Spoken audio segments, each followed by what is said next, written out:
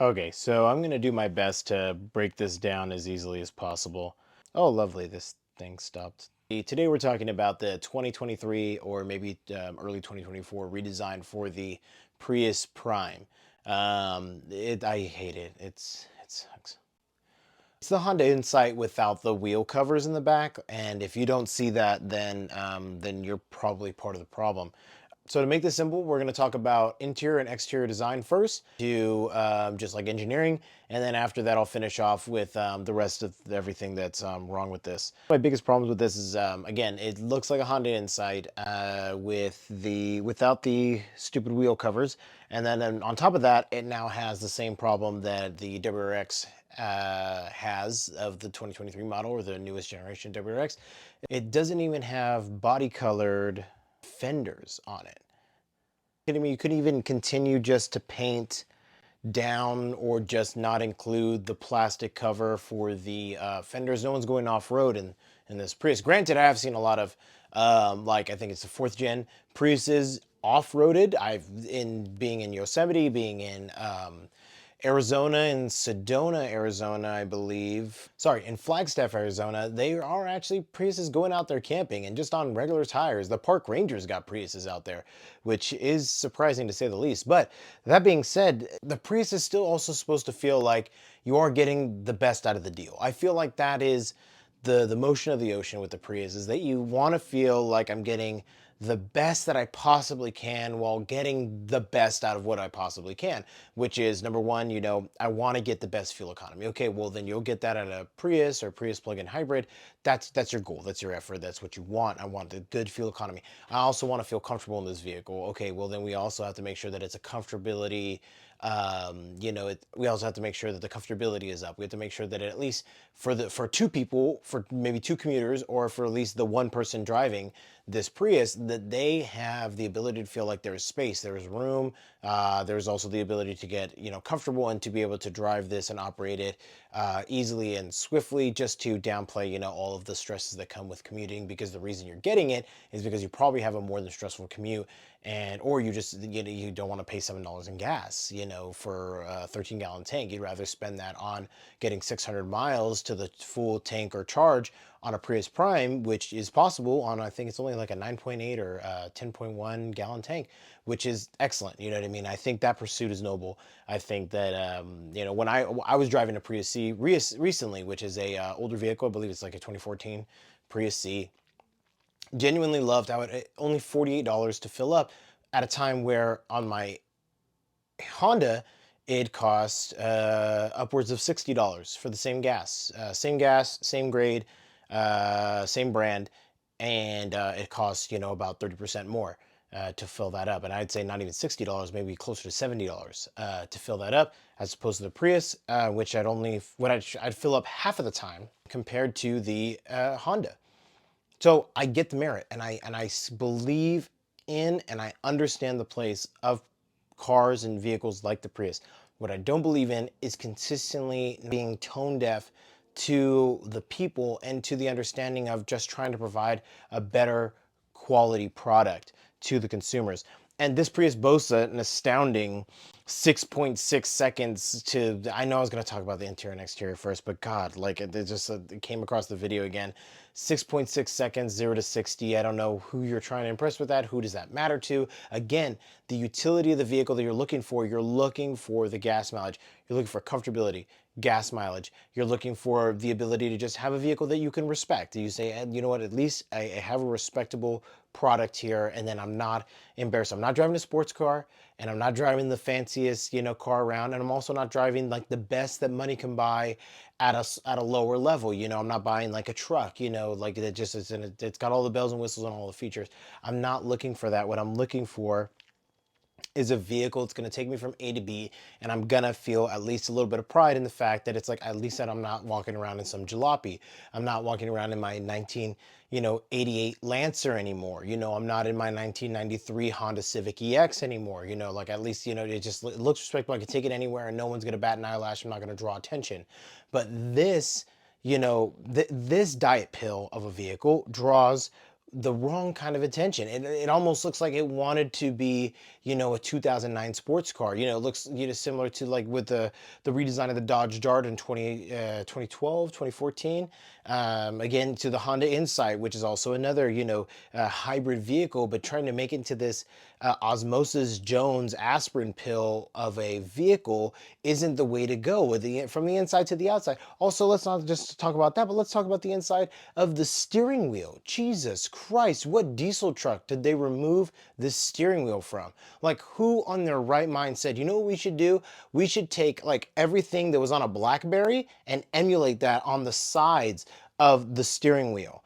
And other than that, it's still a Prius. Other than that, it's still exactly a Prius. If you like the Prius Prime, if you like the fourth gen Prius, I believe it is, or the third gen Prius, it's the same thing. It's the same Prius from the inside, leg room, hatchback room, all that good stuff. It's the same thing. I believe that the gas efficiency or the mileage is only differentiated by the fact that now there is an available solar panel on the plug-in hybrid model, which is a little counterintuitive to the aspect of this being an effective, efficient, cost-effective vehicle, because I'm going to tell you right now, this is not a technology, and it's not a new technology, but this is a technology that has not been utilized by Toyota previously. It's like with the iPhone. When you go to buy the iPhone, or at least back in the day, a little bit before, not back in the day, but at least a couple of iPhones before, you wouldn't buy the 6. You buy the 6S, because the 6S had all the bugs worked out and the iOS worked out that was in the 6. Same thing with the 7. You wouldn't buy the 7, you'd buy the 7S. You wouldn't buy the 10, you'd buy the 10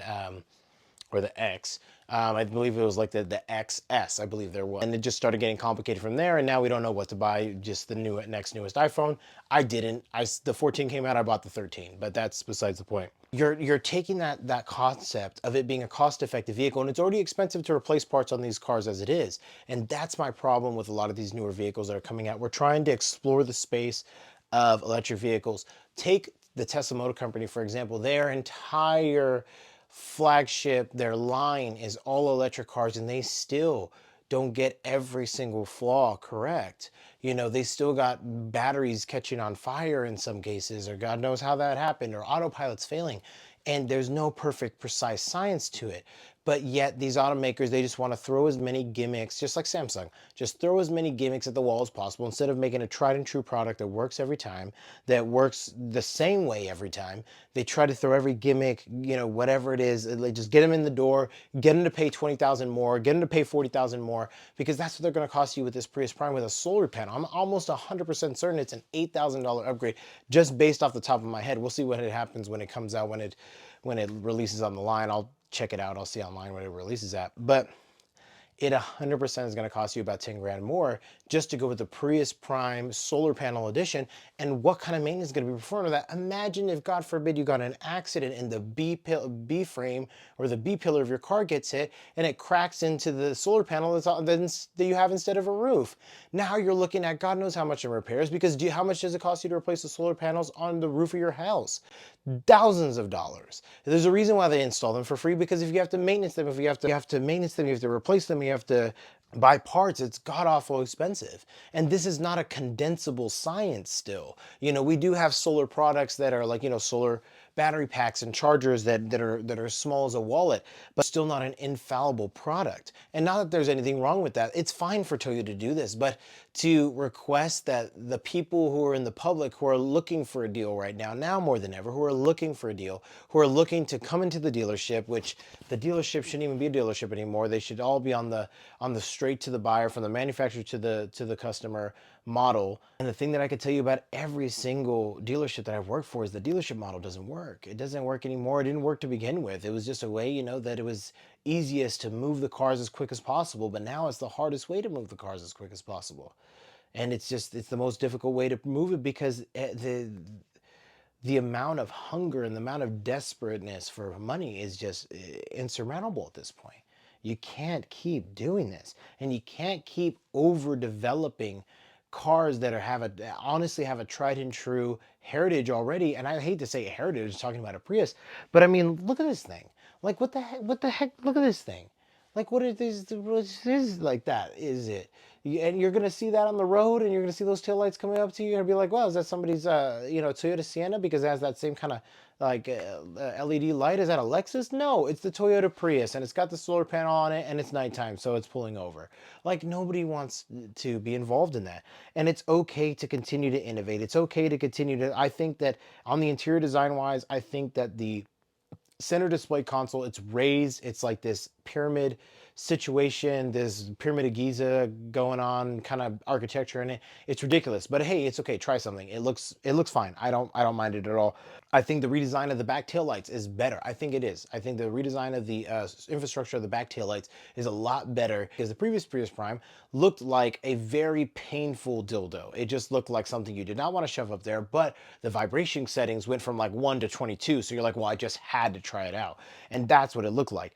The JBL screen, it's a JBL screen, it's a JBL screen, it's a JBL screen. It's just this 8-inch screen. It's nothing special. It's probably the gigahertz are probably still so low. It just doesn't respond when you swipe it. It's gonna need to get replaced after the 4th year. It is what it is. It doesn't matter. It looks fine. It looks the same as the Corolla hatchback. It looks the same as the Toyota Camry's one. The Toyota Camry one is integrated, I believe. I don't know if it's above or it's a floating one right now. I can't remember. But everyone's doing the floating screen. Everyone's going back to the floating screen after Audi seemingly abandoned it. The sound system, trash. I mean, it's what Toyota uses. Like, they're not going to use the same Lexus Mark Levinson sound system that Lexus does because it's just, even though they're the same company, it's not gonna that competition's not going to go over well. And why are they going to spend thousands of more dollars on a Mark Levinson system to make a Prius sound good? Nobody's listening to music in their Prius. They're either listening to the Joe Rogan podcast or I don't know the whichever one Kanye was on, the Tim Drake podcast, Timcast, whatever. I will say this, I will promote this, that the Prindle, as we all know, I like it better. I like that it's not the stock on the steering wheel. So much better. It's not a semi truck. It's not a freaking it's not a van, so why is it on the stock? It's not a Honda Odyssey. Why is it up here? It should be down here where it is easily accessible as opposed to over here. It's a premium looking handle. It's honestly, it's like a Volvo-esque handle before they replaced all their crystal handles with these god-awful gray handles that they have now. UI charger that they have in it, Jesus H. Christ. Why is it a slip cup holder again? The kids are going to be in there. They're going to get crumbs down there. You're going to try to put your phone in there. Something's always going to get stuck to the side of your case. Now it's going to burn on the electromagnetism that's going between your phone and the QI charger that's in there, and it's going to need to be replaced at some point. It's atrocious. Find a place to lay your phone flat.